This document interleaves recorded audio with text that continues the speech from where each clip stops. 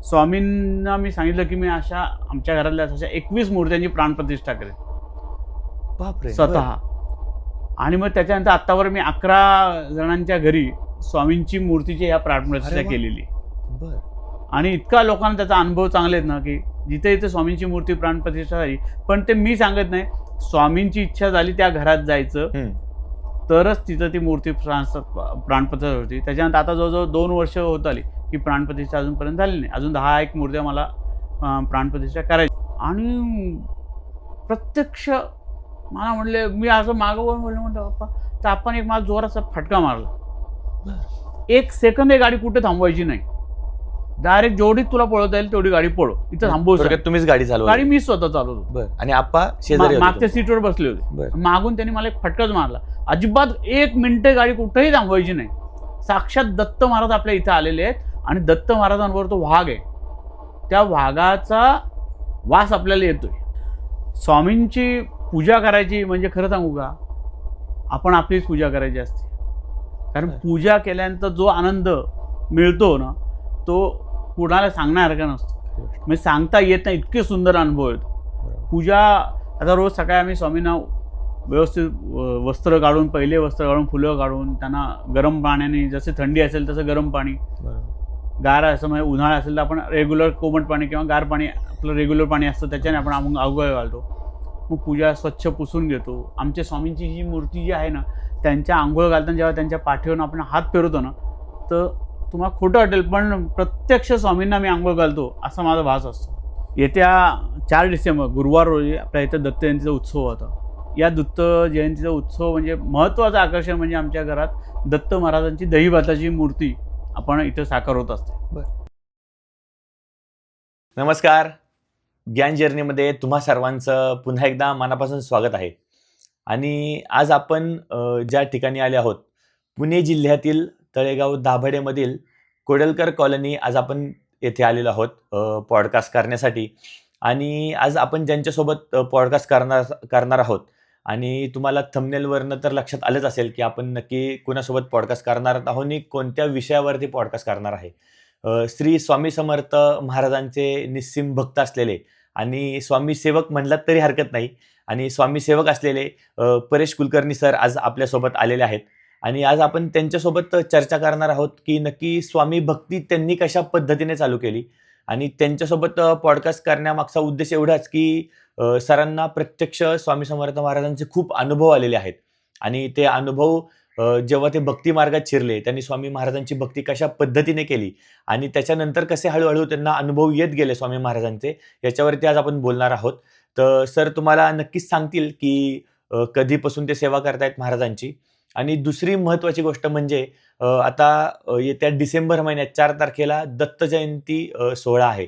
आणि ह्या ठिकाणी त्यांच्या निवासस्थानी दत्त जयंतीचा सोहळा खूप मोठ्या प्रमाणात पार पडतो. या ठिकाणी तुम्ही अशा पद्धतीने कुठेच पाहिली नसेल तशी एक दही भाताची दत्त महाराजांची मूर्ती या ठिकाणी बनते. आणि ते स्वतः बनवतात त्यांच्या हाताने. आणि ते कशा पद्धतीने बनते, कशा पद्धतीने सोहळा पार पडतो, ह्या सगळ्याच गोष्टी ते आज आपल्याला सांगणार आहेत. तर तुम्हालाही नक्कीच या ठिकाणी यायचं भाग्य लाभेल. आणि तुम्हालाच नक्की स्वामी भक्तीत असाल, दत्त महाराजांच्या मार्गात असाल, तर या ठिकाणी नक्कीच तुम्ही या महाप्रसादाचा लाभ घ्या आणि ह्या सगळ्या सोहळा तुम्ही स्वतः अनुभवा. तर सर आपल्याला सांगणारच आहेत की कशा पद्धतीने सगळ्या गोष्टी पार पडतात आणि कुठलं स्थळ आहे, कुठलं लोकेशन आहे, या सगळ्या गोष्टी सर सांगतीलच आपल्याला पूर्ण पॉडकास्टमध्ये. तर पूर्ण पॉडकास्ट तुम्ही आपला पहा. आपण चर्चेला सुरुवात करूयात. सर नमस्कार. नमस्कार. तुमचा थोडासा परिचय आपल्या प्रेक्षकांना करून द्या आणि नंतर आपण चर्चेला सुरुवात करूयात. वक्रतुंड महाकाय सूर्यकोटी समप्रभ निर्विघ्नं कुर्मे देव सर्व कार्येषु सर्वा. श्री स्वामी समर्थ. मी परेश दत्तात्रय कुलकर्णी, तृप्ती बंगला, कडोलकर कॉलनी, ॲटम प्लास कंपनीच्या मागे, तळेगाव दाभाडे. सर माझा पहिल्यांदा एक प्रश्न तुम्हाला असा असेल की आपण जी चर्चा करणार आहोत, मला खूप अत्यंत आनंद होतो, की आपलं खूप दिवसापासून चालू होतं, की नक्की कधी करायचा आपण पॉडकास्ट, कधी करायचा आपण पॉडकास्ट. आणि नक्की आज स्वामी महाराजांच्या आशीर्वादाने आज तो योग जुळून आला आपला, बरोबर. की आज आपण त्या गोष्टीवरती चर्चा करणार आहोत. आणि मला पण खूप मनापासून इच्छा होती, की तुम्ही जितक्या गोष्टी मला फोनवरती सांगितल्या, की बाबा तुम्हाला कसे स्वामींचे अनुभव आलेले आहेत आणि कसं प्रत्यक्ष स्वामी महाराजांनी तुम्हाला दर्शन दिलेलं आहे आणि आध्यात्मिक मार्गातनं किंवा स्वामींच्या सेवेतनं स्वामी तुमच्याकडनं कशी या पद्धतीने सेवा करून घेतात, ह्या बरोबर. सगळ्या गोष्टी ऐकायला मी पण इच्छुक आहे बरोबर. आणि आपले प्रेक्षकही नक्कीच इच्छुक असतील. मला पहिल्यांदा हे ऐकायला आवडेल तुमच्याकडनं, की तुम्ही स्वामी महाराजांची नक्की सेवा कधीपासून स्टार्ट केली आणि तुमचं बालपण वगैरे त्याच्यामध्येच गेलं आहे का, नक्की कशा पद्धतीने झालेली आहे सुरुवात? बरोबर आहे. खरं सांगायचं म्हणजे सुरुवात आमच्या घरात स्वामी समर्थांची अजिबात नव्हती. स्वामी समर्थ कोण हे सुद्धा मला माहीत नव्हतं. बरं. पण 1992 साली जेव्हा जेजुरीत श्री गजानन कुलकर्णी ते आमचे नातेवाईक आहेत, त्यांचा जेजुरीत खूप छान मठ बांधकाम चालू होतं. पण मूर्ती होत नव्हती. मूर्ती तिथं घडत नव्हती, मूर्ती येत नव्हती. म्हणून पहिल्यांदा त्यांनी जपाचा संकल्प केला होता. 21 लाख जप जोपर्यंत होत नाही तोपर्यंत मूर्ती येणार नाही, असं त्यांना स्वप्नात स्वामींनी सांगितलं होतं. म्हणून ते जपाचा कार्यक्रम पहिल्यांदा सुरुवात झाली. मग तेव्हा ते म्हटले, "अरे परेश, तुझ्या घरी आपण जपाचा कार्यक्रम करूया का?" म्हटलं, "मला तर काय माहीत नव्हतं काय." ते म्हटले, "नाही, मी फोटो वगैरे सगळं माझ्या घरनं घेऊन येतो. आपण फक्त तुझ्या घरी करूया." आणि त्या दिवशी ते आले. 4-5 जण होते. मी माझ्या सगळ्या मित्रांना इथं बोलवून घेतलं आणि त्यांच्या ह्याच्यातलं सगळ्यात रेकॉर्ड ब्रेक जप त्या काळातला आपल्या घरात झाला. ते म्हटले, "का माहीत नाही, पण इथं इतकी पॉझिटिव्ह मला मिळालं, की आम्हाला जप इतका सुंदर." तेव्हा 5.5 लाख जप आपला काही तासात आपण तिथं केला. एवढी लोकं अचानक सगळे आले आणि जप केला. तेव्हापासून ती मला थोडीशी आवड लागली, की आपल्याकडनं स्वामी करून घेतायत. मग त्याच्यानंतर पुढे गावात एक तळेगावात एक मंदिर बांधत होते. गणपतीचं मंदिर होतं. त्याचं रंगकाम हे मी माझ्यातर्फे करत होतो. आणि तिथले एक ट्रस्टी माझ्याशी सहज बोलून गेले, की "बाबा परेश, आपल्या इथं स्वामींची एक फोटो स्थापना करायची. गणपतीबरोबर स्वामींचंही आपल्याला स्थान निर्माण करायचं आहे." तर मी बोलून गेलो, की "बाबा ठीक आहे, मग हरकत नाही. मी स्वामींचा फोटो माझ्यातर्फे देतो." मग ते म्हटले, "मग आता स्वामींचा फोटो कुठं मिळतो ह्याचीपासून आमची सुरुवात होती. आम्हाला तर ते काही माहीत नव्हतं." पण मग आमचे गजानन कुलकर्णी, त्यांचा मुलगा श्री सतीश कुलकर्णी, त्यांच्याकडे तो फोटो आहे. मग मी त्यांना भेटलो. त्यांना घेऊन ते म्हटले, "चल, पुण्यात एक भिंगे गुरुजी म्हणून आहेत नळ स्टॉपपाशी." ते आता स्वर्गवासी झाले. मग त्यांच्याकडे ते मला घेऊन गेले. मग त्यांना सांगितलं, की "मला फोटो हवे आहे." आणि मग ते म्हटले, "ठीक आहे, करूया आपण फोटो. एवढे चार्जेस होतील." म्हटलं, "ठीक, काही प्रॉब्लेम नाही." फक्त नेहमीप्रमाणे मी आपलं विचारलं, "मग कधी जाणार?" हं. ते असे बघून माझ्याकडे हसले, की म्हणले, "तू स्वामींचं मध्ये भक्त नवीन आहेस का?" म्हटलं, "मला काय माहीत नाही. मला फक्त फोटो द्यायचा आहे आणि फोटो तेवढंच काम माझं. बाकी त्यात मला काही त्यातलं माहीत नव्हतं." ते म्हणले, "माझ्याकडे फोटो 6 महिन्याच्या आत होत नाही. कधी-कधी वर्षही लागतं. जोपर्यंत स्वामी माझ्याकडनं पारायण करून घेत नाहीत," ते भिंगे गुरुजी म्हणाले, "तोपर्यंत हा फोटो होत नाही." बापरे! बापरे! म्हटलं, "आता मग कधी होणार?" ते म्हणले, हं. "जेव्हा होईल तेव्हा मी तुला कळवतो. बरं. पण 6 महिन्यानंतर हा फोटो तू अपेक्षा धर, की कधी होईल. त्याच्यानंतर हं. मला चौकशी कर." ते स्वतः शिक्षक असल्यामुळे ते दर शनिवार, रविवारच फक्त ते फोटो काढायला बसवते. पारायणे करायचे, शनिवारी पारायणे करायचे आणि रविवारी ब्रश हातात घ्यायचा आणि असं त्यांचं नित्यक्रम होता. आणि स्वामींचे खूप छान-छान पोस्टर त्यांनी केले होते. बनवलं. आणि मग मी इथं आपल्या मंडळातल्या इथल्या गणपती मंदिरात सांगितलं, की "बघा स्वामींचा फोटो वगैरे." "हां," म्हटले, "चालेल, हरकत नाही." आणि त्याच्यानंतर हार्डली 3 दिवसात, म्हणजे 3 आठवड्यातच, म्हणजे ते दर रविवारीच बसायचे. म्हणजे 3 दिवसातच त्यांचा मला फोन आला संध्याकाळी, की "परेश, फोटो झालाय. तू बघ, घेऊन जायचा विषय. कसा घेणारस बघ तू आता." बरं म्हटलं, हरकत नाही. मीही खुश. म्हटलं 3 दिवसात झाला, अजून काय पाहिजे म्हटलं. आपल्या हिशोबानेपेक्षा जास्त लवकर मिळाला फोटो. म्हणून त्याच्यानंतर मी लगेच गावात गेलो. गावातल्या लोकांना सांगितलेलं, की बाबा असा फोटो झालाय स्वामींचा. अरे, ते म्हटले, "बरं आलं, तुला सांगायचंच राहिलं, की मागच्याच आठवड्यात गुरुवारी आमची मीटिंग झाली आणि त्याच्यातच सगळ्या ट्रस्टीने ठरवलं, की इथं गणपतीचं मंदिर आहे. गणपती मंदिराव्यतिरिक्त इथं कुठलाही फोटो लावायचा नाही." कारण एक फोटोला की आणखी मग गजानन महाराज लावतील, मग साईबाबा लावतील, मग कोणी असं लावतील, मग ते गणपती मंदिराचं पावित्र्य म्हणजे राहणार नाही. आपला फोकस सगळा गणपती मंदिरावर आहे, त्यामुळे आपल्याला फोटो नाही लावायचा. मी डोकं टेन्शन म्हटलं, अरे बापरे, इथं तो फोटो इकडं झालेला आहे आणि त्याच्यानंतर काय करायचं आता. मग मी परत त्यांच्या भिंगे गुरुजींकडे गेलो. ते वयस्कर होते, स्वामी भक्त होते. ते असं बघत बसले माझ्याकडं. म्हणलं, गुरुजी असा विषय झालेला आहे, आता काय करायचं. तेव्हा ते म्हणले, अरे स्वामींची सेवा तुझ्यातनं घडणार आहे आणि स्वामींना तुझ्या घरी यायचं आहे, म्हणून त्यांनी सगळा हा खटाटोप केलेला आहे. आणि हा फोटो आता जा तुझ्या घरी स्थापना कर. तोच हा आपल्या मागे जो दिसतोय तो हा स्वामींचा फोटो. वा. मला मनात कल्पना सुद्धा नसताना स्वामी असे एखाद्या स्वामींना जर घर घ्यायचं असेल ना, तर ते असे स्वतःहून येतात. नक्कीच. आणि ते घेतात. असा आपल्या स्वामींची इथनं सुरुवात झाली. मग स्वामींचा फोटो आला. मग ते आमचे नस्त्रापूरमधून आप्पा पुरोहित म्हणून आहेत, त्यांना स्वामींचे ते खूप भक्त, मोठे भक्त आहेत. मग त्यांना म्हटलं की असं असं फोटो आलेला आहे, मग आपण त्याची प्राणप्रतिष्ठा करायची का. ठीक आहे म्हणले, बघतो मी कसं यायचं, मला मी अजून काय हो म्हणत नाही तुला. आणि मग ते संचालक ते म्हणले, त्यांनी सांगितलं की या दिवशी आपण फोटो स्थापना करायचं आहे, आम्ही येतोय. बरं म्हटलं, मला तर लिटरली काय फोटो स्थापना करायसाठी काय पूजेचं साहित्य लागतं हे सुद्धा आम्हाला माहीत नव्हतं. मग त्यांनीच यादी दिली, गुरुजींना आपण बोलवलं, गुरुजींनी यादी दिली. मग ते सगळं आणून ते आले. त्यांना इथं तेव्हा आपण संचार व्हायचा, म्हणजे स्वामींचा वास त्यांच्या असायचा. मग त्यांनी फोटो स्थापना झाली. फोटो स्थापनेच्या पहिल्या आरतीच्या वेळेसच त्यांनी सांगितलं की हे स्थान मोठं होणार आहे आणि 2 वर्षात इथं स्वामींच्या पादुका स्थापन होणार आहेत. अहो म्हटलं, महाराज मला आता फोटोचं माहित नाही, तुम्ही पादुकांवर कुठं जाताय आज. म्हणजे हा आपला सरळ भाव होता की बाबा एवढं आपल्याला टेन्शन घरात जमलेल का नाही. बरोबर.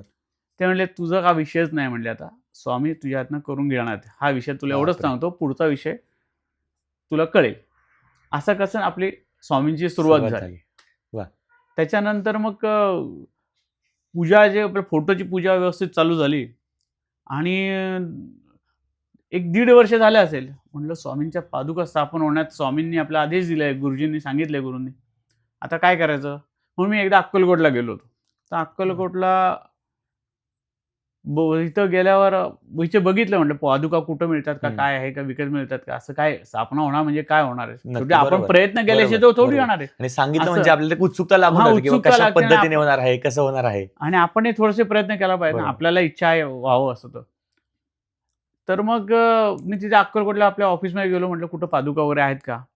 तर तेव्हा ते म्हणले, अरे तुमचं खूप मोठं भाग्य आहे की मुंबईवरून लांजेकर म्हणून आहेत, नाना लांजेकर, ते इथं आलेले आहेत आत्ता अक्कलकोटला त्याच दिवशी त्याच वेळेस. तर त्यांच्याच्या कानावर विषय घाला. म्हटलं कोण लांजेकर, मला माहिती नाही. तर बघू म्हटलं, होत असेल तर जमूया. म्हणून ऑफिसवरनं मी बाहेर पडलो, तर ऑफिसच्या दारापाशीच लांजेकर महाराज उभे. ते म्हटलं, अरे बघ आलेत की लांजेकर महाराज. मग लांजेकरांनी मग आपल्या खाली वाकून नमस्कार केला. ते म्हणले, काय होय. म्हणलं असं असं फोटोचं स्थापना झाली आणि तेव्हा गुरुने सांगितलं की 2 वर्षात पादुका स्थापन होतील. 2 वर्षात पादुकांवर आला, इतक्या झटपट सेवा होती का म्हणले कधी. असे डायरेक्ट त्यांनी मला बोलले. जा म्हणले, जेव्हा स्वामी येतील ना तेव्हाच येतील ते. असा तू म्हटल्यामुळे मी म्हटल्यामुळे होत नसतं पादुका स्थापना. म्हटलं ठीक आहे, माझा काय तेवढा विषय नव्हता. झालं तसं आम्ही घरी आलो आणि 2 महिन्यांनी नानांचा फोन आला, नाना लांजेकर, की परेश मी पादुका घेऊन येतोय तुझ्या घरी. चतुर्थी होती. बापरे.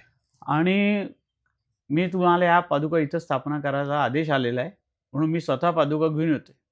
मग ते येताना सगळं त्यांचा लवाजमा आणि फळं बिळं एवढे मोठे मोठे सगळे हे भरून घेऊन आले सगळे. आणि मग त्यांनी इथं येऊन त्या पादुका स्थापन केल्या. आणि नंतर मला म्हटलं की जरा कॅलेंडर कारण आहे बघू जर मला. मग तो कॅलेंडर काढल्यावर, कारण त्यांना यायला उशीर झाला होता, त्यामुळे आम्हाला 2 वाजले होते इथं पादुका स्थापना व्हायला. मग त्यांनी कॅलेंडर काढलं तर बघितलं तर त्यावेळेचं सगळ्यात 2 वाजता ही शुभ काळ होता. म्हणले बघ, मला त्यासाठी स्वामींनी तिथं थांबवलं आणि त्याच्यामुळे ह्या 2 वाजता बरोबर पादुका दुपारच्या स्थापन झाल्या. चतुर्थीच्या दिवशी आपल्या घरात पादुका स्थापन झाल्या. आणि असं करत करत आपली सेवा स्वामींचे स्वामींचे चालू चरण झाले. आले. झाले. मग त्यानंतर मग स्वामींचे एक अनुभव, माझ्याकडे ट्रॅक्स होती आणि ट्रॅक्स असल्यामुळे एकदम मुंबईला मी गेलो. तेव्हा रोड सगळे छोटे होते आणि मुंबईला जाताना आम्ही इतकं ट्रॅफिकमध्ये अडकलो. ट्रॅफिकमध्ये पोहोचायला आम्ही 11 वाजता सकाळी पोहोचायचो तर संध्याकाळी 4 वाजले पोहोचायला. पाऊसही होता आणि ट्रॅफिकही जाम होतं. त्यामुळे ब्रेक फेल झाले माझ्या गाडीचे. तरी याच्यातच स्वामींच्या ह्याच्यात म्हटलं, स्वामी न्या मला माहीत नाही. मग आम्ही मुंबईत गेलो, मंत्रालयात आमचं काम होतं. ते काम झालं. वाटेत रात्री जेवण केलं. आम्हाला तिथनं मंत्रालयात बाहेर पडल्याला 7:30 वाजले. ते म्हणले आधी पनवेलच्या अलीकडे आपण जेवण करून घेऊ आधी. मग जेवण केलं आम्ही आणि मग आम्ही निघालो. पण मला इतका दमलो होतो गाडी चालू आणि त्या ट्रॅफिकमध्ये याच्याने मला इतकी झोप यायला लागली. मला काही सुधरेना की काय करावं गाडी चालवायला मी एकटाच होतो. मित्र होता माझा बरोबर, प्रमोद हब्बू म्हणून मित्र होते. आता तो सध्या बद्रीनाथला संन्यासी आहेत. ते मोठी सेवा चालू आहे त्यांची. तर ते माझ्याबरोबर होते. ते म्हणले काही नाही होत, चल आपण जाऊ तू. मग का माहीत नाही मला जे स्वामी दिसायला लागले तिथं की मला काही कळत नव्हतं. सगळ्या स्वामींच्या सावल्या अशा मला दिसत होत्या गाडी चालवताना. तेव्हा पहाटे 2:30-3 वाजले असतील. मी एवढं दमलेलं असल्यामुळे मला काही सुधरत नव्हतं. म्हटलं स्वामी मला नाही शक्य गाडी चालवणं, पण कसं तरी तुम्ही आता बघा एक कसं तरी न्यायला पाहिजे, तळेगावपर्यंत न्यायला पाहिजे. मग कसं बसं त्या सावल्या बघत परत मी मित्राला म्हटलं, अरे प्रमोद सगळ्या सावल्या गाडीच्या दिसतात ना ते स्वामींच्याच दिसतात मला. मी थोडक्यात हेडलाईटच्या पुढे हेडलाईटच्या पुढे ज्या रस्त्यावरती सावल्या सावल्या येतात, पडतात त्या सगळ्या स्वामींच्या दिसत होत्या. अरे म्हटलं, अरे काय प्रकार आहे म्हटलं, मला काय नाही. म्हटलं काही नाही, चल चल चल चल. मग असं रेटत रेटत गाडी मी खोपोलीपाशी आलो. तेव्हा पहाटे 4 वाजले होते खोपोलीला. आणि खोपोलीपाशी आल्यावर म्हटलं थांब जरा, आता थांबूया आपण चहा वगैरे घेऊ. त्याशिवाय मला गाडी चालवणं शक्य नाही. आणि त्यातनं पुढं पाऊस आणि घाट. तेव्हा तर घाट सिंगल होता आपला, ह्याचा घाट आपला नेहमीच. आता तर एक्सप्रेस हायवे झाला, आता तर काही विषय नसतो. पण मग तिथं गेलो तर एकच टपरी उघडी होती आणि त्या टपरीत आम्ही घुसल्या. त्या टपरीत सगळीकडे असे स्वामींचे फोटो होते. प्रत्यक्ष स्वामींचे रेग्युलर फोटो होते. मी त्याला आवडचं म्हटलं, अरे बघ बघ म्हणले सगळे स्वामींचे फोटो, प्रत्येक भिंतीवर स्वामींचे फोटो. हो म्हणलं, अरे योगायोग असेल म्हणले, काय झालं असेल म्हणले. मग आम्ही चहा घेतला, पाणी मारलं तोंडावर. म्हटलं आता पोचायचं आपल्याला लवकर. मला आठवतं मी खंडाळाचा घाट वरती चढलो, लोणाळ्यात आलो. लोणाळ्यापाशी नांगरगावचा आपला मठ आहे रस्त्याने, तिथूनच मनोमन नमस्कार केला की स्वामी तळेगाव अजून 30 किलोमीटर आहे, मला खूप अवघड आहे हे चालवणं. त्यानंतर मला जे झोप लागली ना ते गाडी माझ्या दारात होती. मला कळलंच नाही कधी आली. बापरे. आणि जेव्हा त्याच्यानंतर तिसऱ्या दिवशी आमच्या एकाचं लग्न होतं, मी जे गजानन कुलकर्णी तुम्हाला म्हटलं सतीश कुलकर्णी, त्याचं लग्न होतं. आणि तिथं ते आप्पा पुरोहित आले होते आणि आप्पा पुरोहितांना एका सेपरेट रूममध्ये बसून त्यांचा संचार झाला होता स्वामींचा. आणि काय संचार असतो किंवा आपल्या जरा थोडीशी उत्सुकता असते म्हणून मी त्या असं डोकावून बघत होतो. तर त्यांनी संचारात मला बोलून घेतलं, इकडे इकडे इकडे. म्हणलं मी तर बघितलं नव्हतं इकडे, मी इकडे कोणाला बोलवतो, मी आपला इकडे तिकडे बोलत होतो. मग ते स्वामींनी बोलून घेतलं आणि म्हणले तुझ्यासाठी मला काल गाडी चालवायला लागतं, जरा काळजी घे, स्वामींना एवढा त्रास देऊ नकोस. आणि हातातनं असं काढून मला त्यांनी एक लिंबू हातात ठेवलं. म्हटलं तुझ्या घरात गाडीत स्वामींचा फोटो आहे ना, त्या स्वामींच्या फोटो मागं ठेव, मग तुला काही प्रॉब्लेम येणार नाही. त्यानंतर आज ताग्यात माझ्या गाडीला कधीही खर्चटलं सुद्धा नाही. त्यानंतर मी 6 गाड्या बदलल्या, पण कधीच स्वामींचा याच्यातनं मी कधीच मला त्रास झाला नाही. जेव्हा तुम्हाला झोप लागली होती तेव्हा प्रत्यक्ष स्वामींनी येऊन गाडी चालवली 110. आणि त्याचा पुरावा मला, मी कोणालाही न सांगता सुद्धा संचारात स्वामींनी मला बोलून घेऊन मला ओरडले तिथे की तुझ्यासाठी मला तिथं गाडी चालवायला लागलं. इतकं मला प्रसिद्धी त्यांनी दिली. आणि तेव्हापासून माझी जरा भक्ती वाढत गेली. मग स्वामींचे इतके अनुभव आहेत ना, खूप आहेत की सांगण्यासारखे. आणि स्वामी माझी इतकी काळजी घेतात ना, बारीक बारीक गोष्टीपासून तर माझे काळजी घेतात. आपण आता तुमचे पुढचे अनुभव ऐकणारच आहोत सगळ्या गोष्टींचे. त्याच्या आधी मला एक असा प्रश्न विचारायचा की जसं तुम्ही पादुकांचं सांगितलं, हा स्वामींचा फोटो तर मी पण पहिल्यांदाच पाहिला. खूप छान आणि युनिकच फोटो आहे जो की तुमच्या घरात प्रत्यक्ष आलेला आहे. तो स्वामी समर्थ महाराजांचा योगच म्हणायचा. तुम्ही नित्यकर्म मला एक थोडासा सांगू शकता की बाबा तुम्ही स्वामी सेवा कशा पद्धतीने तुमच्या घरात करता, किंवा एक नित्यक्रम कशा पद्धतीने आहे हा आपला पूजेचा वगैरे, तिथून आपण सुरुवात करूयात बरं. आणि स्टेप बाय स्टेप थोडंसं मग आपण अनुभवापर्यंत जाऊयात. बरोबर. स्वामींची पूजा करायची म्हणजे खरं सांगू का, आपण आपलीच पूजा करायची असते. कारण बरं. पूजा केल्यानंतर जो आनंद मिळतो ना, तो कुणाला सांगण्यासारखा नसतो. खरी गोष्ट. म्हणजे सांगता येत नाही, इतके सुंदर अनुभव येतो. बरोबर. पूजा आता रोज सकाळी आम्ही स्वामींना व्यवस्थित वस्त्र काढून, पहिले वस्त्र काढून, फुलं काढून, त्यांना गरम पाण्याने, जसे थंडी असेल तसं गरम पाणी, बरोबर. गार असं म्हणजे उन्हाळा असेल तर आपण रेग्युलर कोमट पाणी किंवा गार पाणी, आपलं रेग्युलर पाणी असतं त्याच्याने आपण आंघोळ घालतो. मग पूजा स्वच्छ पुसून घेतो. आमच्या स्वामींची ही मूर्ती जी आहे ना, त्यांच्या आंघोळ घालताना जेव्हा त्यांच्या पाठीवरून आपण हात फिरवतो ना, तर तुम्हाला खोटं वाटेल पण प्रत्यक्ष स्वामींना मी आंघोळ घालतो असा माझा भास असतो. म्हणजे पाठ सो तेव्हा मला त्यांची गरम लागते मला त्याची, असं मी हे प्रत्यक्ष मी अनुभव घेत असतो. हा मग सकाळी उठून त्यांना स्वच्छ आंघोळ घातली की मग नेहमीप्रमाणे पुसून वस्त्र घालून पूजा आरती, नैवेद्य, परत दुपारचा नैवेद्य, संध्याकाळचे. इतके दिवस मी रोज आरती करत होतो आधी, पण आता काय आलं बिझनेसमुळे मला जमत नाही. आणि जेव्हा जर जमलं नाही ना, तर मला इतकं रुखरुख लागायची की मग तिथे जिथं असेल ना तिथं तिथं मला सारखं ते खायला उठायचं की आपली आरती राहिली, आपली आरतीची वेळ राहिली. आणि मग बिझनेसमुळे कित्येक वेळा इथं येता येत नव्हतं 7 वाजता संध्याकाळी. मग स्वामींनी सांगितलं, म्हटलं आता याच्या पुढे मी सकाळचीच आरती तुमची व्यवस्थित करतो. पूजा अर्चा झाली की व्यवस्थित रितसर सगळी आरती होते.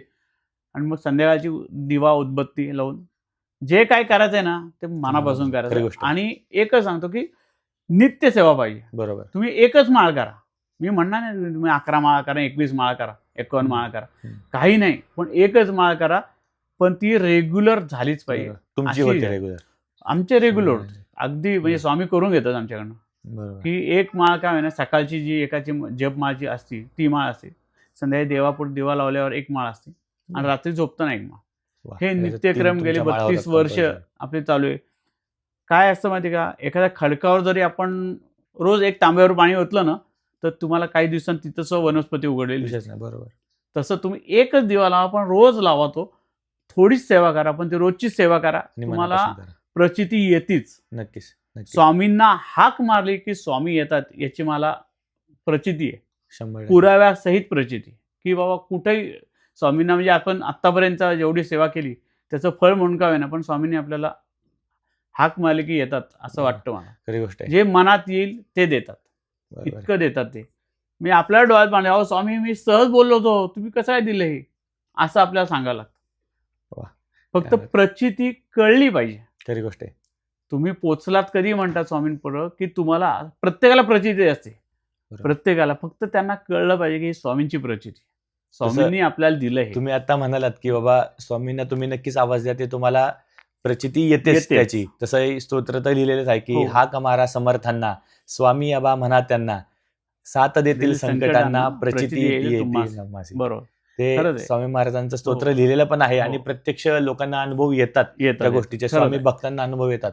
आणि जसं तुम्ही सांगितलं की जेव्हा तुम्ही मूर्तीला आंघोळ घालता आणि तुम्ही जेव्हा पाठीवरनं हात फिरवता, तेव्हा तुम्हाला असं वाटतं प्रत्यक्ष की बाबा प्रत्यक्ष स्वामी महाराजांनाच आंघोळ घालताय किंवा स्नान घालत आहे. तर तो एक तुमच्या मनातील भाव आहे, आणि तुम्ही त्या तितक्या म्हणजे मनापासून ते करताय. तुम्हाला ते दिवसाची सुरुवात त्यांनी झाली की तुम्हाला माहिती आहे तुमचा दिवस पूर्ण छान जाणार आहे किंवा पूर्ण पॉझिटिव्ह एनर्जीनी जाणार आहे. 100%. तर तसं नॉर्मल एखाद्या माणसाला जर आपण देवाला आंघोळ घालायची म्हटलं तर ते कंटाळा करून म्हणा किंवा बाबा रोजचा नित्य करायचंय ते मला म्हणून केल्याने त्याचा काही अर्थ नाहीये. जो मनापासून जो भाव असतो तो देवालाही कळतो आणि प्रत्यक्ष आपल्याला त्याची प्रचिती येतेच. नक्कीच. म्हणजे हा, आणि माझं एक असं आहे की मला जो आनंद मिळाला ना तो सगळ्यांना मिळावा असं माझी इच्छा असते. बरोबर. मग ह्या मूर्तीतनं जो मला आनंद मिळतो ना, तो आनंद सगळ्यांना मिळावा म्हणून मी स्वामींना म्हटलं की स्वामी मलाच एकट्या प्रचिती देण्यापेक्षा तुम्ही सगळ्यांनाही द्या. मग स्वामींना मी सांगितलं की मी अशा आमच्या घरातल्या अशा 21 मूर्त्यांची प्राणप्रतिष्ठा करेन. बापरे. स्वतः. आणि मग त्याच्यानंतर आत्तावर मी 11 जणांच्या घरी स्वामींची मूर्तीची ह्या प्राणप्रतिष्ठा केलेली. आणि इतका लोकांना त्याचा अनुभव चांगले आहेत ना की जिथे जिथे स्वामींची मूर्ती प्राणप्रतिष्ठा झाली, पण ते मी सांगत नाही, स्वामींची इच्छा झाली त्या घरात जायचं तरच तिथं ती मूर्ती प्राणप्रतिष्ठा होती. त्याच्यानंतर आता जवळजवळ 2 वर्ष होत आली की प्राणप्रतिष्ठा अजूनपर्यंत झाली नाही. अजून 10 मूर्त्या मला प्राणप्रतिष्ठा करायची आहे. 21 मूर्त्यांचा आपल्याला 21 करायचा आहे. मूर्त्याचा संकल्प आहे की मला जो आनंद मिळतोय तो त्यांनाही मिळावा लोकांना आणि मिळावा. त्यांचे नक्कीच. अनुभव तसेच येतात. जिथे जिथे मूर्ती स्थापना झाले ना तिथे इथे लोक इतके आनंदी आहेत.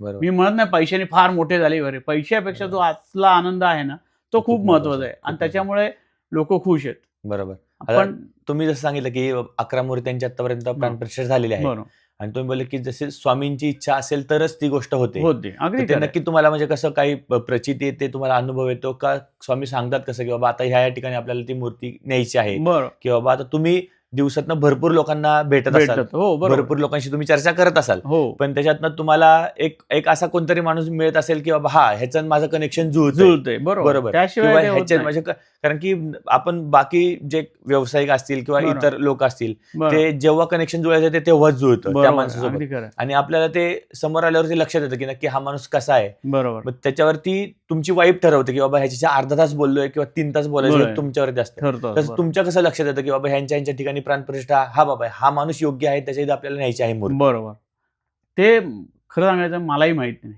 बरं. जे स्वामीच येतात सांगतात की आपल्या इकडं विषय आहे करायचा, आपल्या मूर्ती प्राणप्रतिष्ठा करायची. बरं. मग ही अंधश्रद्धा नाही, ही माझी श्रद्धा आहे की बरं. स्वामी की बाबा आपल्या इथं प्राणप्रतिष्ठा व्हायला पाहिजे. तिथं हम्म. प्राणप्रतिष्ठा ऑटोमॅटिक तो योग येतो, ती तारीख ठरती, ती वेळ ठरती. असं करत आपण ते सगळं होतं. ओके.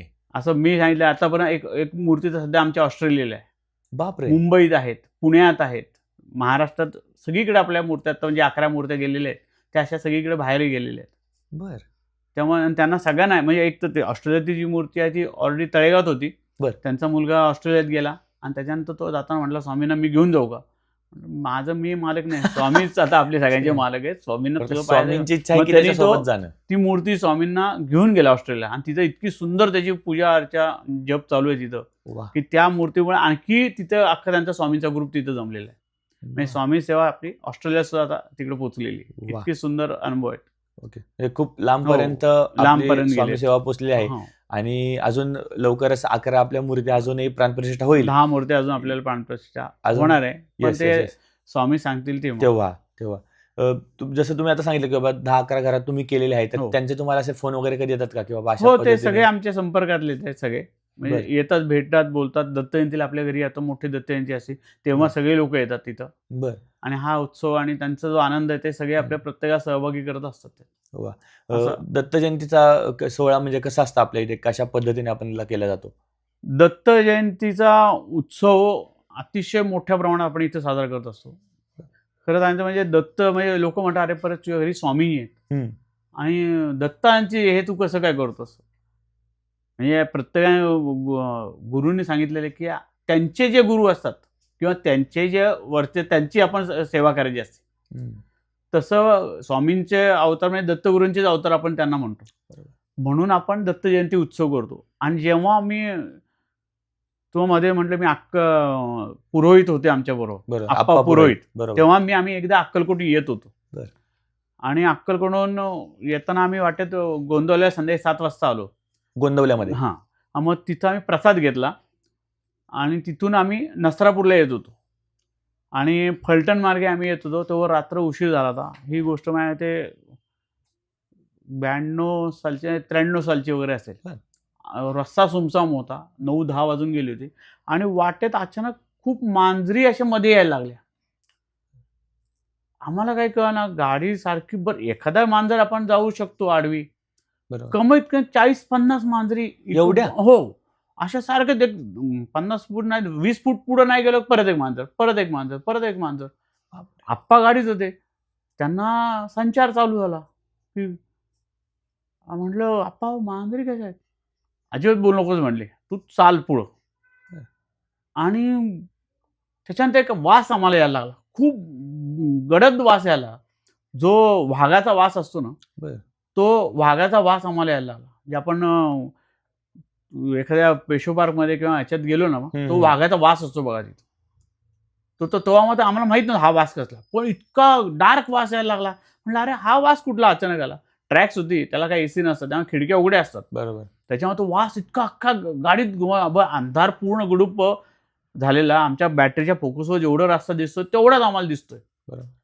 आणि प्रत्यक्ष मला म्हणले, मी असं मागं वळून बोललो, म्हणतो बाप्पा, तर आपण एक मला जोराचा फटका मारला. बरं. 1 सेकंद ही गाडी कुठे थांबवायची नाही. डायरेक्ट जेवढी तुला पळवता येईल तेवढी गाडी पळव. इथं थांबवू थोडक्यात तुम्हीच गाडी चालवली. गाडी मी स्वतः चालवत होतो. बरं. आणि आप्पा शेजारी होते मागच्या तुमचे? सीटवर बसले होते. बरं. मागून त्यांनी मला एक फटकाच मारला. अजिबात 1 मिनिट गाडी कुठेही थांबवायची नाही. साक्षात दत्त महाराज आपल्या इथे आलेले आहेत आणि दत्त महाराजांवर तो वाघ आहे. त्या वाघाचा वास आपल्याला येतोय बापरे. आणि तू चालवत राहा फक्त म्हणे. आणि पुढं तसं मी ह्याच्यात नवीन त्यात हे असलं काहीतरी, अरे बापरे म्हटलं. बापरे. आणि साक्षात दत्तगुरू महाराजांचं मला सावले दिसायला लागल्या. ते म्हणले, बघ बघ बघ म्हणले, सगळ्यांनी बघा, दत्त महाराजांचे आपल्याबरोबर आहेत ते. म्हणे आपल्याबरोबर खूप मोठं संकट येणार होतं, म्हणून स्वतः दत्त महाराज आपल्याला वाचवण्यासाठी आपल्याबरोबर आलेत. कारण असा जंगली रस्ता होता तो, की त्या रस्त्यात तेव्हा लुटमार वगैरे होत होती. बापरे. आणि 3 माणसं आम्हाला तिथं दिसली, हत्यारं घेऊन उभी होती. आणि त्याच्याबरोबर दत्त महाराज आमच्याबरोबर 9च पावलं चालले, पण त्यांनी आम्हाला जवळजवळ 15 किलोमीटर ते आमच्याबरोबर असल्यासारखं होतं. आणि तो वास आमच्याबरोबर होता. तो वास अजूनही माझ्या नाकात आहे, की तो वास आला की मला अजून जाणवतो. पेशो पार्कमध्ये किंवा इकडे आपण प्राण्यांच्या ह्याच्यात गेलो की तो वास येतो. त्याच्यामुळे तेव्हा मला 100% येतो. तेव्हा मला जास्त माहिती नव्हतं. पण ते 9 पावलं दत्तगुरू महाराज आमच्याबरोबर चालले. आणि तेव्हा मग तसं मी पळत रात्रभर माझ्या ते 11-12 वाजता आम्ही नसरापूरला पोहोचलो. इतका रडत होतो मी, मला काही कळत नव्हतं की काय झालंय. ते म्हणले, अरे परेश, तू आता याच्यात नवीन आहेस, आप्पा असले की हे सगळं होतच असतं. बापरे. आणि त्याच्यामुळे मग ते दत्त महाराजांनी सुरुवात केली माझी. मग घरी आलो, फोटो स्थापना जरी झाली होती तरी जो पहिला अनुभव असा मोठा मिळाला होता मला. घरात आमचे पाहुणे होते तेव्हा, आईच्या वडिलांची आत्या वगैरे, बहिणी वगैरे आलेल्या. मी इथं गाडी ठेवली, दारात बॅग ठेवली, इथं साष्टांग नमस्कार घातला स्वामींना. म्हटलं, स्वामी तुम्ही जे काय दिलेत मला ते अद्भुत आहे. म्हटलं, विश्वास कोणी सांगितलं तरी विश्वास ठेवणार, पण मी अनुभवलेलं आहे. खरी गोष्ट आहे. बरोबर.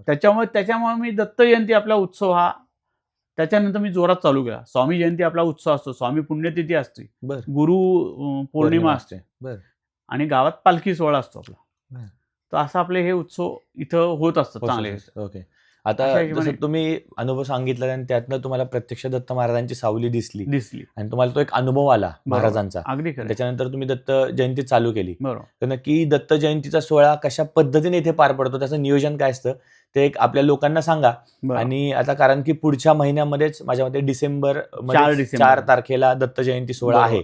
आणि त्याच दिवशी आपले भरपूर प्रेक्षकही आपला व्हिडिओ पाहतील आणि त्यांच्याही मनात इच्छा असेल की नक्की ह्या ठिकाणी आम्ही जावं आणि या ठिकाणी दत्त जयंती सोहळ्यामध्ये उपस्थित राहावं आणि त्यांनाही हा सोहळा पाहण्याचा भाग्य आणि योग यावा अशी आमची पण इच्छा आहे. त्याच्यामुळे नक्की सोहळा कशा पद्धतीने पार पडतो, सकाळपासून संध्याकाळपर्यंत किंवा रात्रीपर्यंत नित्यक्रम काय असतो, आणि जसं मी सुरुवातीलाच बोललो की आपल्याकडे एक युनिक आकर्षण असतं दत्त महाराजांची दहीभाताची मूर्ती, तर त्याचंही काय आहे आणि ते कसा योग जुळून आला हेही गोष्टी आपल्या लोकांना सांगा. येत्या 4 डिसेंबर गुरुवार रोजी आपल्या इथं दत्त जयंतीचा उत्सव होता. या दत्त जयंतीचा उत्सव म्हणजे महत्त्वाचं आकर्षण म्हणजे आमच्या घरात दत्त महाराजांची दहीभाताची मूर्ती आपण इथं साकारवत असते. आमचे मित्र श्री सुभाषजी शिरसाट ते स्वतः येतात इथं, येऊन आंघोळ करून सोहळं नेसून, आणि त्याच्यावर माझा मुलगाही त्याला मदतीला असतो. तेव्हा आमच्या घराला म्हणजे पूर्ण घरात बंद असतं, कुणीही मूर्ती करताना आत येत नाही. आणि मग ती रात्री 10:30-11 वाजता ती मूर्ती चालू करतात. आणि दहीभात ते स्वतः स्वामी भक्त आहेत, सुभाषजी शिरसाट आहेत ना, इतके मनापासून ते करतात ना. मला स्वतः त्यातलं काही येत नाही, पण ते कलाकारही आहेत आणि भक्ती आहे, दोन्ही संगम येतो म्हणजे शिरसाटमध्ये. आणि ते इतकी सुंदर मूर्ती इथं तयार करतात. रात्री 12-1च्या दरम्यान त्यांना लक्षात येतं की महाराज आलेत. रात्री आपण जे म्हणतो ना गुरुदत्तांचा फेरा असतो, बरोबर, त्या फेऱ्याच्या वेळेस त्यांना जाणवतं की परेशजी आलेत स्वामी. दत्त महाराज तिथे बघा, मग ती मूर्ती पहिली बऱ्याच वेळा घडत नसती पाहिजे तशी. पण जेव्हा ते 1 वाजला की बरोबर त्यात मूर्ती दत्त महाराज येतात आणि मग ती हार्डली त्याच्यानंतर अर्धा तासात मूर्ती तयार होते. अशी ती मूर्ती असते, त्याचं आकर्षण असतं. आणि जसं मी तुम्हाला म्हटलं की मला जो एक विषय आहे की मला जो आनंद मिळतो ना तो सगळ्यांना मिळाला पाहिजे, हा माझी इच्छा असते. स्वामी काही एकटे कोण माझे नाहीत. बरोबर. तेव्हा मग मी सकाळी दत्त महाराजांना अभिषेक चालू असतो, दुधाचा अभिषेक असतो. मग अभिषेक करताना मला इतका आनंद होत असतो ना, की स्वामी असतात, बसले असतात, दत्त महाराजांना बसलेले असतात. अभिषेक छान होत असतो. मग हा अभिषेक सगळ्यांना मिळाला पाहिजे. म्हणून मग आम्ही एक 4 वर्षापासून सुरुवात केली, की सकाळी जो 8 वाजता अभिषेक चालू होतो, तो 4 वाजेपर्यंत अभिषेक आमचा चालतो. बापरे. येणाऱ्या प्रत्येक भाविकाच्या हातनं तो दुधाचा अभिषेक आम्ही तिथं करतो. वा. त्याच्यामुळं सगळ्यांना त्याचा आनंद मिळतो. बरं. मग 4 वाजेपर्यंत आमचा दुधाचा अभिषेक झाल्यानंतर परत रुद्राभिषेकाचं आवर्तन होतं. बरं. मूर्ती परत स्वच्छ धुवून पुसून हार वगैरे घालून त्याची प्रतिष्ठा केली जाते दत्त महाराजांची. आणि त्याच्यानंतर मग 5 ते 6 यावेळेस आपण मोहनबुवा रामदासी गुरुवर्य यांचं 1 तासाचं प्रवचन ठेवले. 6 वाजता आम्ही सद्गुरू सेवा मंडळ तळेगाव इथला आमचा एक मोठा ग्रुप आहे भजनी मंडळाचा. बरं. तर त्याच्यासाठी आपण एक नित्यक्रम उपासना व भजनं आणि आरती संग्रह असं एक पुस्तक नवीन आपण तयार छापलं आहे. त्याचं प्रकाशन आहे त्याच दिवशी. आणि त्यानंतर सद्गुरू सेवा मंडळाचं जे सगळ्यांचं लोकप्रिय आहे असं भजन आमचं 6 ते 7 भजन असतं. 7 वाजता बरोबर महाआरती होती संध्याकाळची. बरं. 7 वाजता महाआरती असते. महाआरती बरं. आणि त्याच्यानंतर महाप्रसाद असतो. सगळ्या येणाऱ्या माणसांना, सगळ्या स्वामी भक्तांना महाप्रसाद होतो. त्याच्यानंतर परत भजनं होतात आणि मग दृष्ट काढली जाते स्वामींची रात्री. बरं. आमचे मंडळाचे मुख्य गायक प्रफुल्ल म्हात्रे आहेत. ते मस्त असे सगळ्या महिला, ज्येष्ठ महिला घेऊन सगळे स्वामींची, दत्त महाराजांची दृष्ट काढली जाते. आणि त्याच्यानंतर मग मंडळातले सगळे लोक प्रसाद घ्यायला जातात. असा हा सकाळी जवळजवळ 6 वाजल्यापासून ते रात्री 12 वाजेपर्यंत हा कार्यक्रम चालू असतो. आणि तोपर्यंत दत्त महाराजांची मूर्ती, दहीभाताची मूर्ती व्यवस्थित असते, काही होत नाही. पण 12 नंतर मात्र आम्हाला सकाळी खूप लवकर घाई असते की मूर्ती विसर्जन करायची. तेव्हा रात्री 12 नंतर आमचं दर्शन बंद होतं. त्या दिवशी असा आमचा दत्त जयंतीचा उत्सव, सगळेजण त्यात सहभागी होतात. आमच्या मंडळाचे भरपूर कार्यकर्ते, अनिलजी फाकडकर आहेत, महेशजी भोपळे आहेत, तुम्हाला आता म्हटलं प्रफुल्ल म्हात्रे आहेत, बजगुडे सर आहेत. हे खूप मेहनत घेतात येतात. गांधी म्हणून आहेत, आपले विखे आहेत, माझी मिसेस आरती कुलकर्णी, पूर्ण तिचं सहकार्य आहे म्हणून हे कार्यक्रम घरात होऊ शकतात.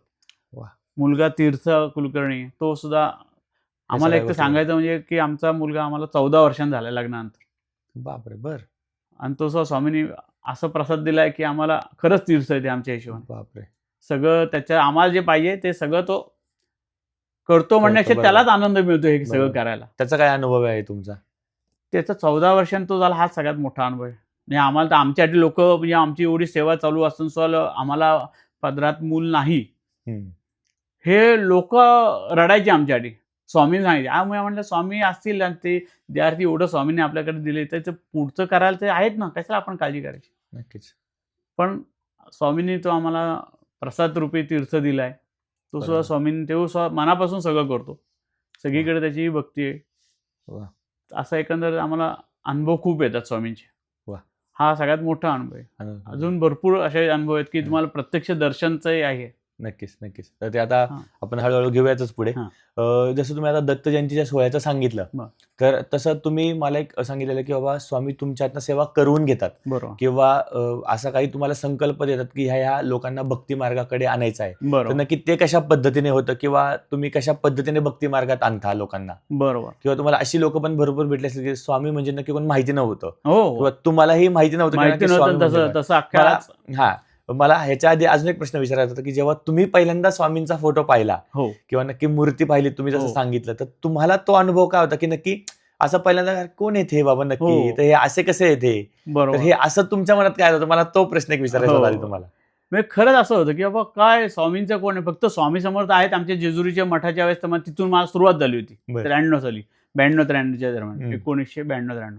आणि त्याच्यानंतर म्हटलं हे आपल्या घरी आले, आपल्याला काय सेवा आपण कशी करायची माहीत नव्हती. आमचे वडील शिक्षक, आई ससून हॉस्पिटलला मॅट्रन होती, तेव्हा ते दोघं पूर्ण बिझी. मी घरात सगळ्यात धाकटा, म्हणजे मोठ्या भावालाही त्याची आवड नव्हती, बहिणीलाही तशी जास्त आवड नव्हती. म्हटलं करायचं कसं आहे. पण आमचे वडील एकदम पॉझिटिव्ह होते.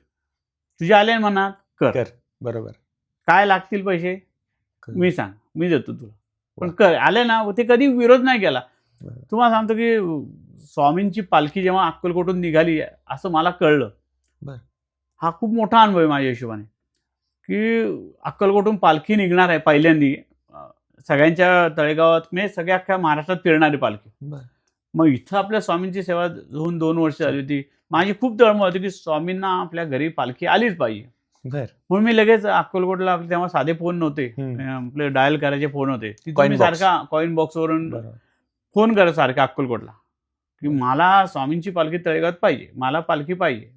मी त्यांना म्हणायचं, अरे बाबा ऑलरेडी शेड्यूल टाईट झालेलं आहे, ते आता तुला मिळणार नाही, आपण पुढच्या वर्षी बघू. म्हटलं नाही, म्हटलं मला पाहिजे, मला पालखी पाहिजे. मग मी त्या ते म्हणले नाही नाही, माझं त्यांचं जे फिरत होते ना पालखीचा सर्वे करत होते, कुठं कुठं थांबायची, ते म्हणले त्यांचा सर्वे कम्प्लीट झालेला आहे, त्यांनी सगळ्यांच्या तारखा एक एक गाव लागोपाठ लाईनीत सगळं बुक केलेलं आहे, त्या आता तुला देता येणार नाही. असं त्यांचा माझा अक्कलकोटचा, त्या माने म्हणून होते तेव्हा कोल्हापूरचे, ते सगळं बघत होते. मग मी तर रात्री बसलो स्वामींसमोर, म्हटलं स्वामी मला पाहिजे, म्हटलं पालखी मला पाहिजे. बापरे, इतकं मी हट्ट स्वामी, आपलं मागायचं त्यांच्याकडेच ना, विशेष नाही काय असं हट्ट रडायचं त्यांच्या समोर, स्वामी मला पाहिजेत. काय माहित नाही, रात्री 12 वाजता मला एक फोन आला. मी तर इथंच बसलेलो की मी माने बोलतोय, मी कसा माहीत नाही इथं आलोय, पण मी तळेगाव ठिकाणी आलेलो आहे आणि तुमचा निरोप मला अक्कलकोटमधनं मिळाला आणि मी आता अक्कलकोटला चाललो होतो, रात्री ते सर्वे करून चालले होते ते. तर मला माहित नाही मी इथे कसं आलो, मी एका STD बूथपाशी आहे आणि मला तुमचं नाव सांगितलं, मला तुम्हाला भेटायचंय. रात्री 11 वाजताची गोष्ट. आणि ते म्हणलं तुम्ही कुठं आहात महाराज? ते म्हणले मी तळेगाव पेट्रोल पंप, तेव्हा एकच होता स्टेशनला पेट्रोल पंप, तिथं एक STD बूथ आहे, तिथं आलोय. बट तिथं मी कसं आलो हे मला माहित नाही, पण तुम्ही मला घ्यायला या तिथं. मग रात्री गाडी काढली, तिथं गेलो, तिथं ते 5-6 जण होते, सुमो होते त्यांची, आणि तिथून मी त्यांना घेऊन आलो. घेऊन आल्यावर ते इथे जेव्हा बसले, हे फोटो पाहिला ना, ते म्हणले काही नाही, म्हणले हो स्वामींनी आमचं स्टेअरिंग वळवलं म्हणले. आम्ही चाललो होतो सरळ अक्कलकोटला, आमच्या पोराला थोडीशी झोप यायला आली म्हणून ते स्टेअरिंग आमचं इकडं वळलं लिंबा ह्याच्यावरनं, वडगाव फाट्यावरनं, आणि आम्ही आता आपण कुठे आम्हालाही माहीत नव्हतं, म्हणून आम्ही ते STD बूथपाशी थांबलो आणि अक्कलकोटला फोन लावला की बाबा कुठंशी आहेत काय, याचा आम्ही निघालोय, असं झालं, आम्ही ठिकाणी आलोय. मग तेव्हा त्यांनी आम्हाला सांगितलं, अरे नाही नाही तळेगावातच आहात तुम्ही, तिथं असाल तर तिथं परेश कुलकर्णी म्हणून आहेत, तिथे पालखीसाठी खूप प्रयत्न करतात, तर तुम्ही तिथं त्यांना भेटा फक्त. म्हणून ह्या महाराजांनी या फोटोनी पालखी इकडे आणली. बापरे. मग ते म्हटलं मला पालखी हवे, खूप माझी तळमळ आहे, म्हटलं पालखी मला तळेगावासाठी लोकांना दर्शनासाठी पाहिजे. आणि मग ते म्हणले अहो आता शेड्यूल तर सगळं पॅक झालंय. मग आता शक्यच नाही आम्हाला कुठे ऍडजस्ट करणं तुम्हाला, कारण शेवटी यांना ते कसं निगडीवरून तळेगाव मग लोणावळा असं करत ते जाणार. बरोबर. म्हटलं बघा स्वामी, स्वामींची इच्छा असेल. ते म्हणले स्वामींची इच्छा काय, स्वामींनी आणलंय म्हणले इथं मला, तुम्ही मला 2 तास द्या, मी पुण्यात जातो, पुण्यातनं मी काहीतरी बघतो कसं करायचं प्लॅनिंग. मग रात्री बरं काही. आणि मग ते इथनं चहा वगैरे घेतला सगळं, आणि मग ते पुण्यात गेले. आणि रात्री 1:30 वाजता मला त्यांनी फोन केला, कुलकर्णी तुमची स्वामींची इच्छा आहे इथं यायची, म्हणून आम्ही फक्त अर्ध्या दिवसासाठी तुम्हाला पालखी देतो. म्हणजे चालेल मला, अर्धा दिवस चालेल. हो. मग त्याच्यामुळे पालखी आपली तळेगावात अशी आली पालखी, की त्याच्यानंतर रात्री 1 वाजता काय फायनल होतंय काय, मग दुसरं त्यानंतर मग 1-2 महिन्याने मग आता बरं आपल्याकडे एवढं फंडही नाही, काही नाही, कसं करायचं. मग स्वामींसाठी आम्ही सगळ्या आमच्या नेहमीच्या ग्रुपला आम्ही एकत्र गेलो, मिटिंग झाली, म्हटलं असं पालखी येते, त्यांनी आपल्या अर्ध्या दिवसासाठी येते, आपण करूया, जसं होईल तसं करू. मग आम्ही 11 रुपयाच्या पावत्या केल्या, सगळ्यांनी लोकांनी दिल्या त्या तेव्हा, आणि त्याच्यामुळे मग ती पालखी तळेगावात आली. मग तेव्हा आम्ही इतका सुंदर कार्यक्रम केला, महाप्रसाद केला, गच्चीवर सगळ्यांचं जेवणं, म्हणजे जेव्हा 500 लोकांचा आम्ही स्वयंपाक केला होता, तिथं 1,500 लोक जेवली त्यावेळेस. आणि असं करत करत ती पालखीचा मोठा, ते म्हणले एवढं सुंदर कार्यक्रम केला, आम्हाला वाटलं नव्हतं तुम्ही एवढा मोठा करणार कार्यक्रम, पुढच्या वेळेसपासून तुम्हाला तळेगावला मुक्कामी पालखी.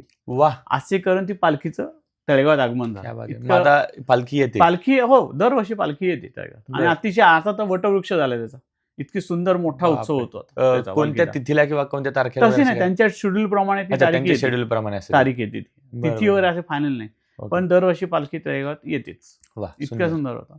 असे स्वामींचे अनुभव एक एक स्वामी तुमच्याकडे करून घेतात. आपण नक्कीच, काही नक्कीच. मी जर म्हटलं ना आमच्या घरात आताला तुझ्या घरात फोटो आणतो, पादुका आणतो, सगळं आणतो, काय उपयोग नाही. काही उपयोग नाही. बरोबर. स्वामींना जेव्हा पाहिजे तेव्हाच ते तुमच्याकडनं करून घेतात. नाहीतर कसं मनात आणलं म्हणून होत नाही ते. बरोबर. तेच मी तुम्हाला हां. विचारत होतो, की भक्ती मार्गामध्ये कशा पद्धतीने आणता तुम्ही लोकांना, किंवा तुम्ही नक्की मार्गदर्शन कशा पद्धतीने करता? स्वतः मी मार्गदर्शन काही करत नाही खरं नाही. हं. आपण काय गुरु नाही किंवा अध्यात्म वगैरे आपल्याला त्याचा अभ्यासही नाही. बरोबर. जे अनुभव आहेत त्याच्यात ज्याच्यात मला आनंद मिळतो तो सगळ्यांना बरोबर. आनंद मिळावा एवढीच माझी भावना असते. बरोबर. नामस्मरणात जास्त भर असतो माझा, हं. की नामस्मरण केल्याने भरपूर फायदे होतात. सगळ्यात साधी सोपी सेवा काय असेल तर नामस्मरण आहे. बरोबर. त्यामुळे जेव्हा सुरुवातीला आप्पांचं बरोबर असायचं ना, हं. तेव्हा आप्पांनी माझ्या हातात टाळ आणि माळ दिली होती. बरं. जप करायचा आणि भजन करायचं. वा. याच्यावरच आपला आत्तापर्यंत ग्रुप चालू आहे.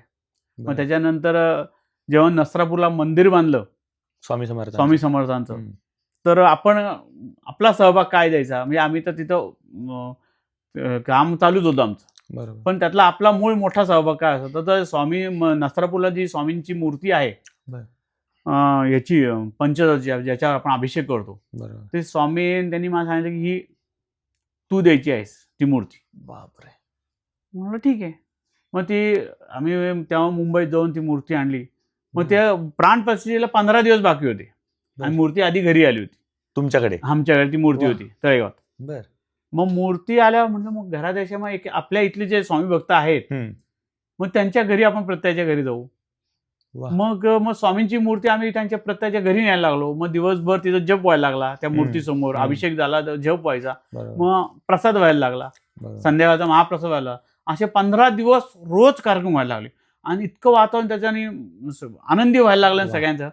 मग तेव्हा म्हटलं हे जर आनंदी लोकांना होत असेल तर मग आपण हा विषय करायला पाहिजे. खरी गोष्ट आहे. मग ते स्वामींची आपण प्राणप्रतिष्ठा नसरापूरला मंदिरात गेली. त्या आमचं अख्खं ठिकाणी तळेगावचं मंडळ तिथं होतं. अति सुंदर सेवा. आता तिथं खूप सुंदर सेवा चालू आहे तिथं स्वामींची. वा. मग हा जेव्हा संकल्प डोक्यात आला, एकदा तुम्हाला एक अनुभव सांगतो तुम्हाला, की मिसेसला 9वा महिना होता आणि त्याच्या आधी एक 15 दिवस मी अक्कलकोटला म्हटलं आधी इथे डिलिव्हरी व्हायच्यात आपण अक्कलकोटला जाऊन यायचे. आणि समाधी मठावर अभिषेक करायला गेलो तेव्हा आज जाऊन द्यायचे समाधी मठावर. त्या तिथल्या गुरुजींनी मला पाहिजे तसा अभिषेक केला नाही तिथं, म्हणून थोडंसं मी नाराज होतो. म्हणजे गुरुजींना आत्ता नावं ठेवत नाही मी. बरोबर. किंवा काही होत नाही. त्यांच्या पद्धतीने त्यांनी केली. बरोबर. पण मला समाधान नाही झालं कारण आम्ही बरोबर. इथे अभिषेक नेहमी करायचो आणि ते आम्हाला माहिती होतं. मग तसाच मी घरी आलो आणि स्वामींना म्हटलं स्वामी काय अक्कलकोटला गेलो पण अभिषेक असा कसा काय कसा झाला, मजा नाही आली. जे पाहिजे तेच आम्हाला नाही मिळालं. त्याच्या 4थ्या दिवशी स्वामी असा आदेश आला मला की श्रावण महिन्याच्या पहिल्या गुरुवारी मी तुझ्याकडे येते, मला अभिषेक करायचा आहे, तू अभिषेक करायचा. आणि किती वेळ करायचा आहे?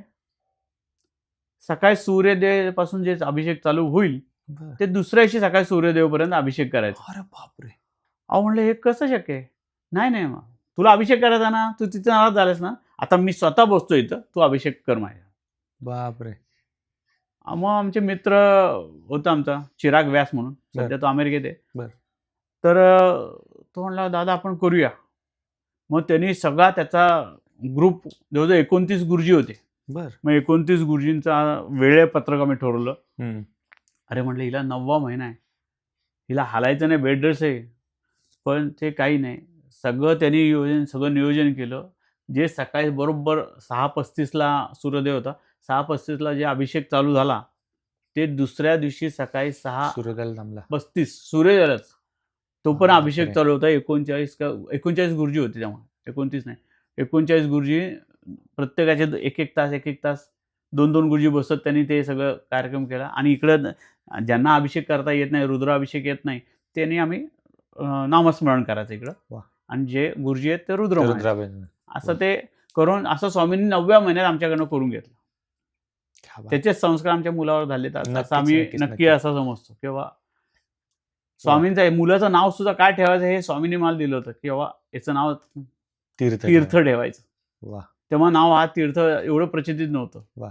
प्रसाद सगळीकडे असायचा, वा. पण आपला तीर्थ म्हणून वा. तीर्थ नाव आपण ठेवलं होतं छान. तेव्हा त्याचं. आणि तुम्ही मग सांगितल्याप्रमाणे तो सगळ्या गोष्टी करतोच. करतोच आहे त्याप्रमाणे, हो, त्या खूप नावाप्रमाणे. जसं करतो. तुम्ही सांगितलं की जगात दोनदा आला तो गणिताच्या गुरुवैदिक मॅथ्स या स्पर्धेत.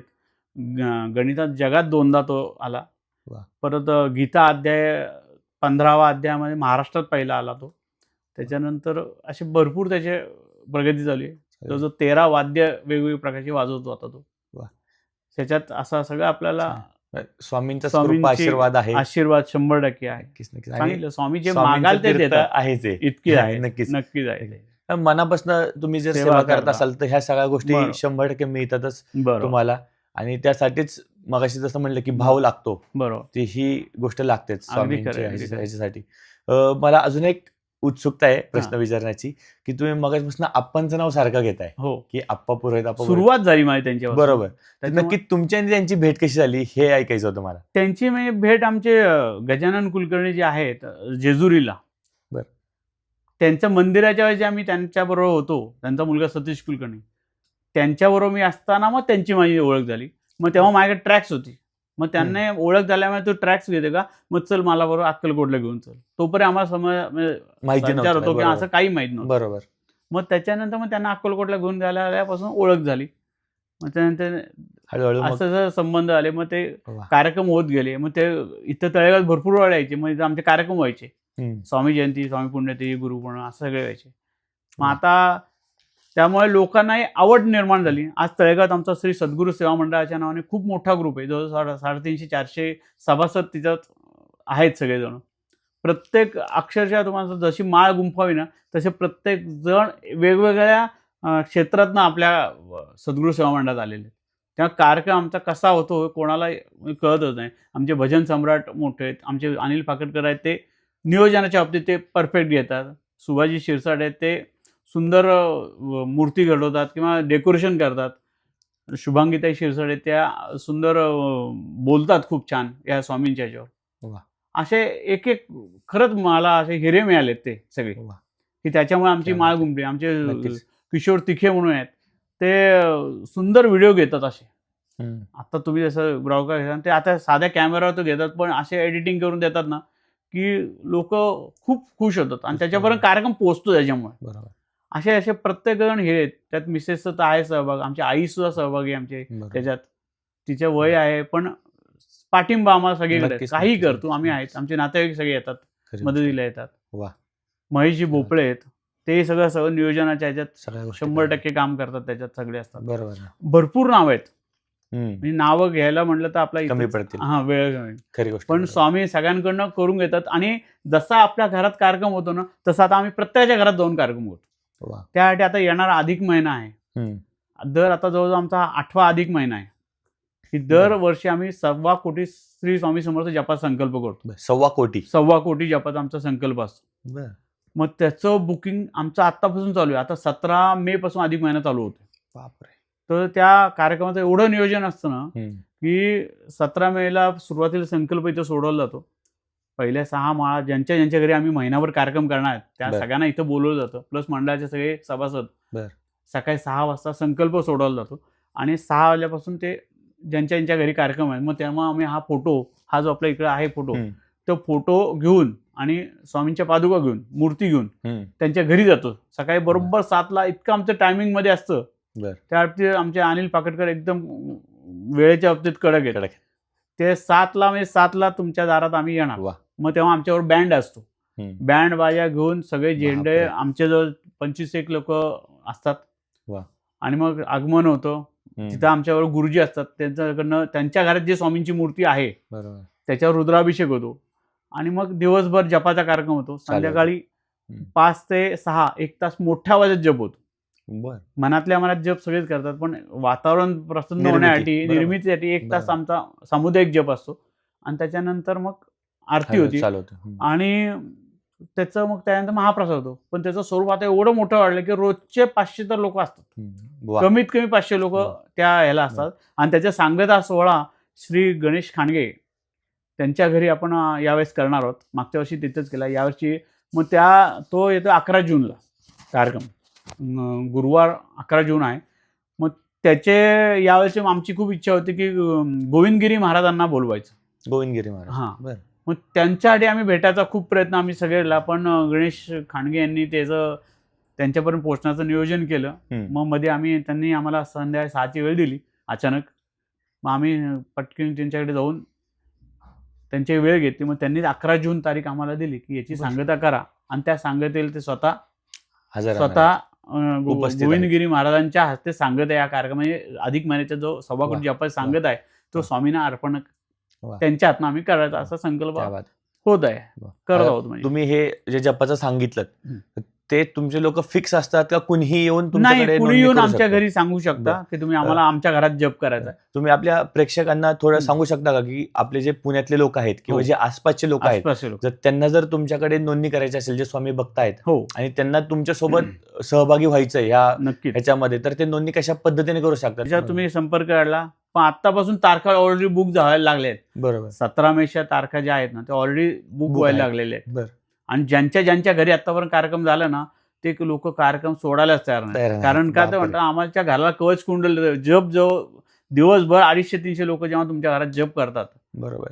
तेव्हा तो घराला कवच कुंडल येतच. 100%. त्याच्यामुळे ते म्हणतात ना पुढचे 3 वर्ष आम्हाला बघावं लागत नाही, इतकं सुंदर घराची वास्तुशांती त्या जपात होती, घरात नाही. सत्यांची पूजा होत्या, सगळं होतं. खरी म्हणजे गोष्ट. इतकं बरोबर आहे. त्यांना अनुभव येतो.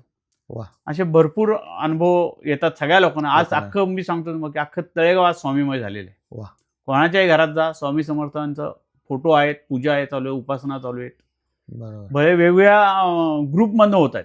हम्म. तळेगावात आज 8-9 लोक, 8-9 ग्रुप आहेत, बरोबर. वेगवेगळी सेवा करतात. ते बरं. दिंडोरी प्रणित स्वामींचाही ग्रुप आहेत, मठ आहे. प्लस आपल्या ह्याच्या आहेत मंदिरं आहेत.